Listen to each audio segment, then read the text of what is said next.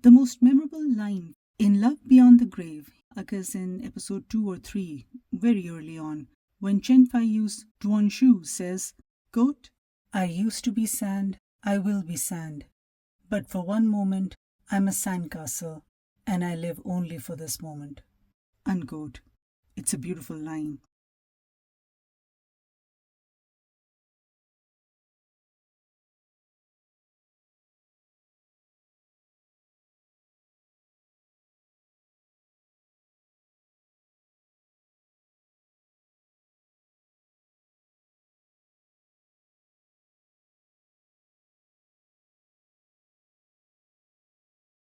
Love Beyond the Grave is based on novel Carrying a Lantern in Daylight, a 107-chapter Chinese fantasy Xinjia romance written by Li Qinrang.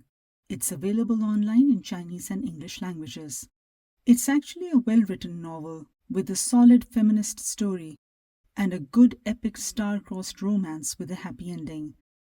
The 40-episode English subtitled adaptation stars Dilraba as the Spirit Queen, and it's her show all the way. She has the difficult and meatier role, a character she was probably born to play. She and Chen Feiyu are perfect for their roles. An immortal 400-year-old Spirit Queen Simu and a mortal 20-year-old General Duanshu have an on-off relationship which is tested across mortal and spirit realms over the span of a year. The Spirit Queen wants to experience life as a human by feeling the sensations of the five senses, since she has none. That is, she can see but cannot feel what she sees. Both realms are colorless, bland, and joyless to her. The General can give her the ability. Both have their own ambitions and struggles in spirit and mortal worlds, and have their work cut out for them. The story ends with the life-changing decision by the Spirit Queen to abdicate her throne and immortal life and become a mortal to live with Duanshu. And though there are effective scenes, the grand romance is a hard sell. There is absolutely no sizzle. I mean, even a feminist needs a bit of sizzle now, doesn't she? Despite such a sensual storyline, full of possibilities actually, the way the drama is filmed, the way in which connection or lack of connection between both leads is filmed, makes it harder to see them as a couple or as a romantic couple. There is no heat. The Spirit Queen has had 22 lovers in 400 years, forgetting them all because she couldn't feel them with any of her senses. You know, touch, taste, etc.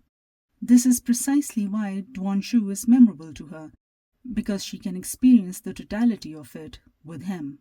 And he tells her in chapter 65 that he likes her because, quote, "You lure me in with your gentleness beneath your cold exterior, the loneliness above all ghosts, and the love for the world.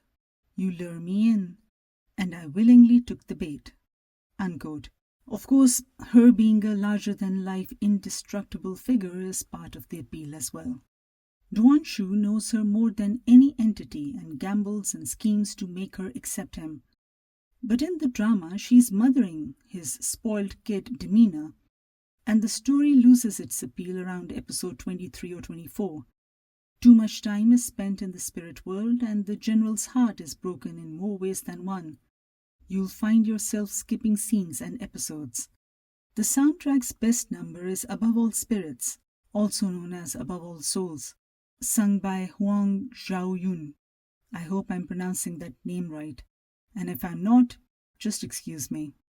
Whenever this song and its instrumental version is used in the drama, it lifts the scene. It's a pretty cool song. It's an extremely heart-touching song, but that's part of the problem. There's more epicness in this amazing song than anything that is happening on the screen. It is a big-budget production. All the CGI and costumes and sets and cast show the effort. But I think despite having a female director, Zoe Chin, at the helm, Avenue X also went into a diatribe on the quality and manner in which the leads were shot in this series. Avenue X is a YouTuber who comments on Chinese productions. On her show, she lamented that if only the director of Pursuit of Jade who by the way also directed hits Blossom and Provoke, had shot this series. I've also noticed that male director usually beautifies and dramatizes the contents of a frame, using atmospheric shots with tight facial close-ups of the leads in his dramas. In order to sell a romance, especially one in which a spirit queen is giving up her status, power, and immortal life for a guy and for an ordinary life, the romance and reward of such a life has to be believable and palpable. And I don't think this drama has done a good job of it. It's too slow and the leads are too far apart.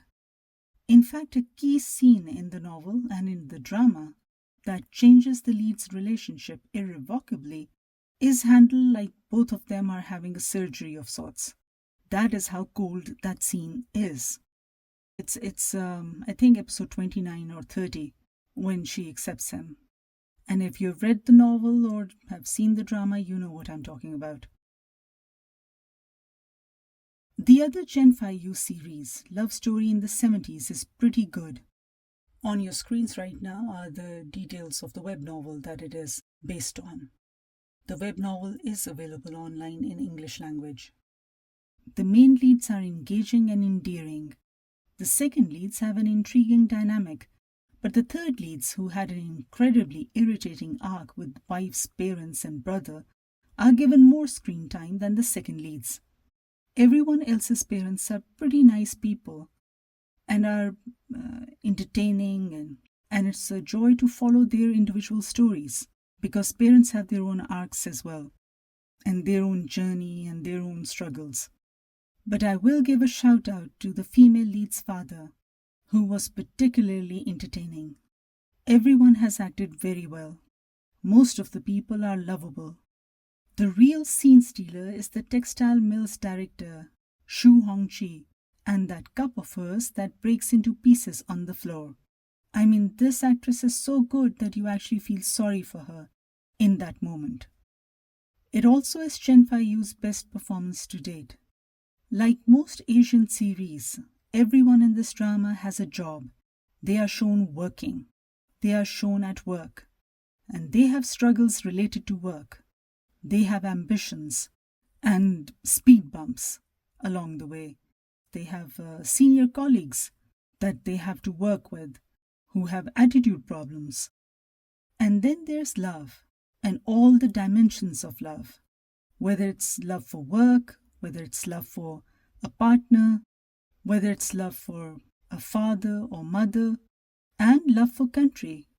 In fact, it's this love and the work life of each individual that moves the story forward. Locations are realistic, as are the events. It is set in a particularly difficult time period in Chinese cultural and educational history, and may feel like a propaganda piece in some instances. But the episodes leave you with warm, fuzzy feelings. The only person I felt bad for is Ling Yi, the university student. The way her journey was concluded was unfair. You'll hate Feng Lin, universally disliked individual, and good riddance to her. So Perfect Crown is not based on any novel, but since it's been a while since a K-drama has worked in the romance department, especially an old-fashioned rom-com, the kind that K-drama was so good at one point, I thought I'd just talk about it a bit. Centering around a constitutional monarchy system that exists within a democracy with an elected prime minister, cabinet, etc., this has the right mix of everything. IU is sensational as Song HeeJoo. She heads a K-beauty brand and is one of the richest people in the country. She's the ultimate no-nonsense hustler, a badass basically, who knows how to generate buzz and sell products. The company is successful because of her, but her father never liked her and favors his incompetent son because the son was born from his legal wife, while HeeJoo is the illegitimate daughter from a mistress who was forced on the father at the age of 10. She has had to work really hard to get everything in life. She has been a brilliant student and she's used to people ridiculing her or talking badly about her behind her back because of her background. She feels that she needs to marry up or marry someone from a noble background to fatten her chances of becoming heir to her father's business empire. Basically, she lacks social status. And that's why she proposes Prince Ian, current regent of the royal family. Prince Ian is regent because the current Majesty, his nephew, is 8 years old. The male lead's job in this drama is to look dreamy eye candy, and if you go past the fillers on his face, he does a commendable job of looking dreamy eye candy. And he is carrying himself with enough aloofness to look like the unattainable royal that he's supposed to be. Prince Ian has a far more complicated backstory than HeeJoo's. He suffers from his own daddy issues. I don't know why his father was so disapproving of him, other than the fact that he was not crown prince and was number 2, and his sole job was to support his father and brother, and that's about it. Prince Ian's other issue is that he has status, but has no money of his own, being taxpayer funded and all, and has to follow rigid royal rules with no personal freedom.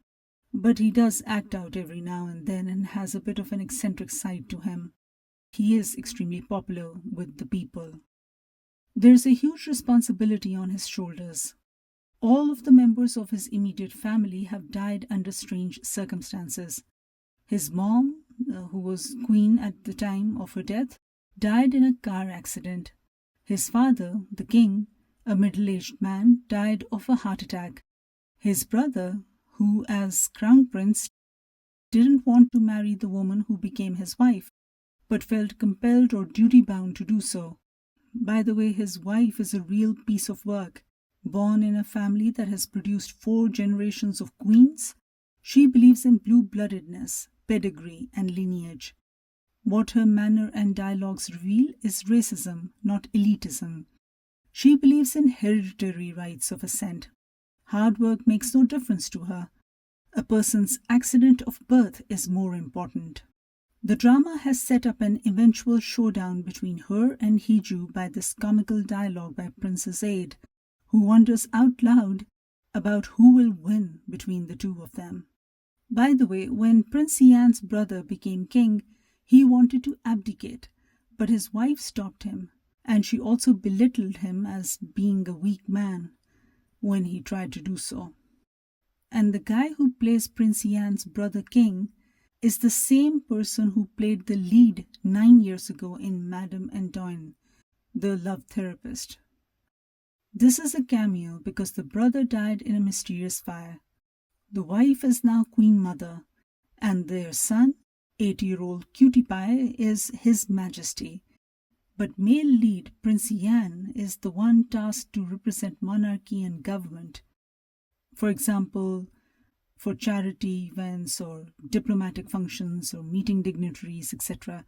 And the poor boy king is happier around him than around his own mother.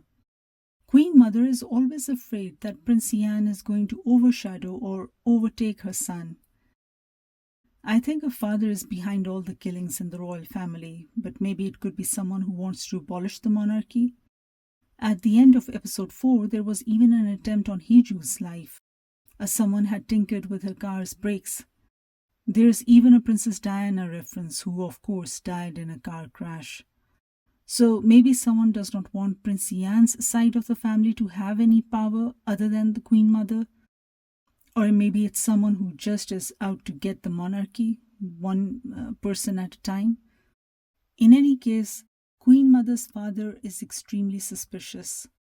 And Queen Mother does herself no favors by being a mean, overbearing matriarch of sorts. I mean, she's a young widow, but she's planning an arranged marriage for Prince Ian. And I was like, why isn't someone thinking of getting her married again? There's also a bit of a hint of maybe she's over-obsessed with who he ends up with, as if she at one point liked him or rejected him. Or maybe she just hates the power that he has or can have.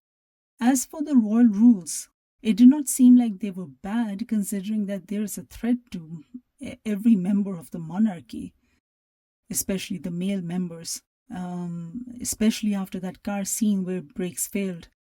in which the poor 8-year-old king was not supposed to be in an unsanctioned car because that's the royal rule. By the way, this is the Prime Minister who is best friends with both HeeJoo and Prince IA. The Prime Minister. So it's a light-hearted fare. There's also a shout-out or wink-wink to one of those perennial PPLs, Subway, in 2 funny scenes. And we are just past 4 episodes in the series. It's a 12-episode drama. I don't know how many more times Subway is going to feature in this one, but in one scene, IU, that is HeeJoo, even suggests the company should pay them. I don't know how often Subway gets featured in Korean dramas these days, but there was a time when it was in every K-drama, or it seemed that way. New York Times even did a feature on it in 2021, and you can see that piece on your screens right now. As for the romance, they don't need to speed it up. A reference you'll understand if you're watching the show. The drama has found the nice balance of modern monarchy, which still has rigid internal rules and mystique. And apart from the mystery of the fire and other deaths, the drama has to come up with the right kind of ending. One of the royal rules is that royal cannot have a business venture. So I don't think she'll ever leave her company or girl boss position just to be a royal. The only reason she wanted to marry a royal is to get control of the company, to enhance her prospects of being named the heir to her father's business empire. And Prince IA needs to figure out whether he wants to remain a royal or what kind of modern royal he can be within the dynastic system. Because if he is not a prince anymore, what is he? He is a prince and he is a regent till his nephew comes of age. After that, he'll be the prince uncle on the sidelines forever. Now, this is something that the British royal family has been unable to do. Maybe Perfect Crown will come up with a solution that can be an inspiration to even the British royal family. Who knows? The first 4 episodes reminded me of good old-fashioned K-dramas, which used to have the right mix of the main lead's relationship, that is how they warm up to each other, over-the-top family drama, a bit of comedy, a bit of tragedy, a bit of fashion, and a bit of high-stakes life and death mystery and decision. Visually, everything is pretty in this drama, and it does have repeat value. And basically, who doesn't want to see HeeJoo win? I am, however, shocked that it cannot be on Netflix because it's a Disney production and is streaming exclusively on Disney and on Hulu in some territories. In Korea, it's being shown on MBC channel, but this would have been bigger if it had been on Netflix. Since this has 12 episodes, it will be over before you know it. I feel it should have been 16-episode drama like the good old days, or broken down to 2 seasons considering all the production budget and the fun that this drama is.